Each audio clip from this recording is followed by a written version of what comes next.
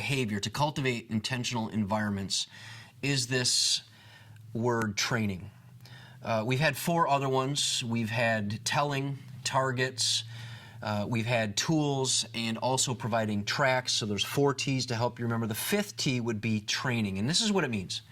It means that we train, as church leaders, we train and equip individuals to walk alongside others, one-on-one for a season in their spiritual journey. So we train and equip the people in our church to walk alongside someone else in their spiritual journey in a one-on-one style or a one-on-one fashion. Now, for someone to be successful, for a church to be successful in this particular behavior, it would require clearly articulating the value and the urgency and the desired outcome of these one-on-one relationships. Success would require regular training and doing environments, not just hearing environments, not just listening environments, not just what we would call fill-in-the-blank environments, but actually regular training and doing environments where shared responsibility, shared authority is experienced.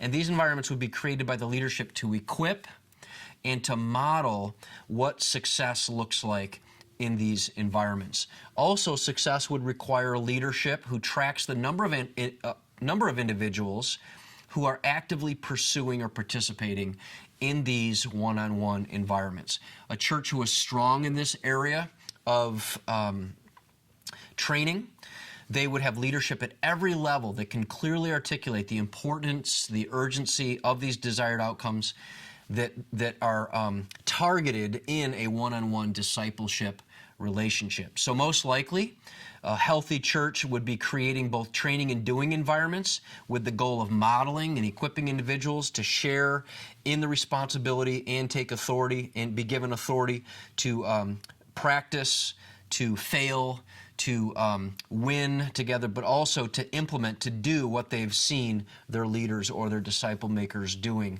who are leading in these environments and who are successful in these environments. It's also likely that your church's leadership carefully tracks the number of people who are engaging in these discipling one-on-one environments. Now, a church who is mediocre, is kind of okay at this particular behavior, they may have leadership only at the senior level who can clearly articulate the importance, the urgency of the desired outcomes of a one-on-one discipleship relationship.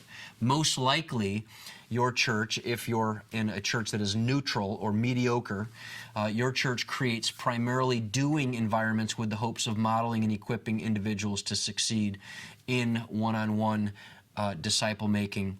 It is also likely that your church's leadership only occasionally tracks the number of people engaging in these disciple making environments. If there's a big participation, the level of activity is high, then attendance numbers get recorded. If those numbers are low, then they're ignored. Or other information, other metrics are being tracked, but it's inconsistent and it's only on occasion.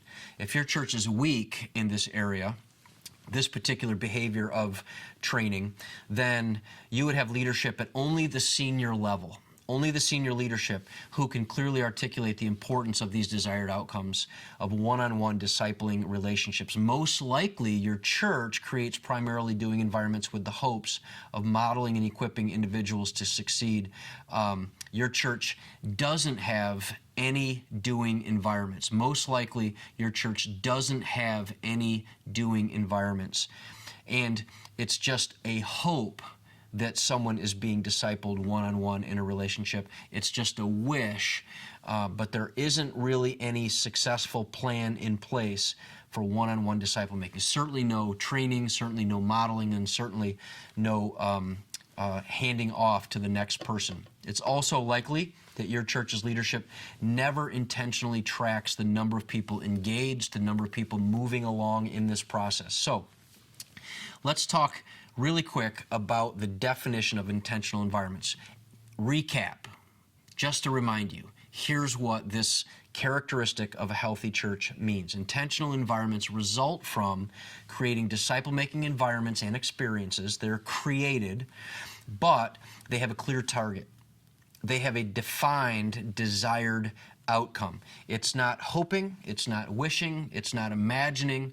It is clearly defined, it is clearly desired. It comes from theological integrity, and it comes from vision clarity. And there must be a bridge in these environments with the goal of moving people, maturing people, advancing people, and otherwise kind of putting them in a current of growth where they're going from one particular environment to a next, and they're taking next steps, growing and moving. So that is the intentional environment characteristic in the list of 10 characteristics of healthy church.